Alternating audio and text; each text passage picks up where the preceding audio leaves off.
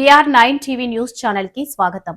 కాకినాడ జిల్లా జగ్గంపేట దివ్యాంగుల జీవనోపాధికి స్వాలంబనకు ప్రభుత్వం పెద్దపీట వేస్తుందని జగ్గంపేట శాసనసభ్యులు జ్యోతుల నెహ్రూ పేర్కొన్నారు. గురువారం జగ్గంపేట రావులమ్మ నగర్లోని టీడీపీ కార్యాలయంలో జిల్లా టీడీపీ విభిన్న ప్రతిభావంతుల అధ్యక్షులు మండపాక అప్పన్నదొర ఆధ్వర్యంలో ఏర్పాటు చేసిన కార్యక్రమంలో జగ్గంపేట నియోజకవర్గానికి చెందిన 10 మంది విభిన్న ప్రతిభావంతులకు ప్రభుత్వం కేటాయించిన 1,20,000 విలువ గల హీరో డెస్టినీ స్కూటీలను లబ్ధిదారులకు అందజేశారు.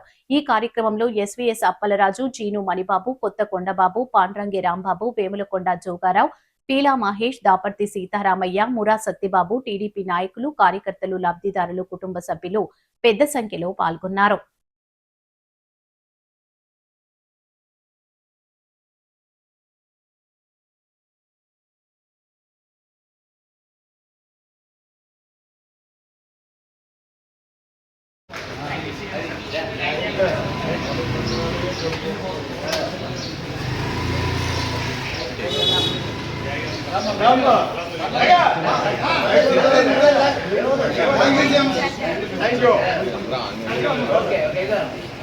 రండమ్మా, వచ్చేయండమ్మా.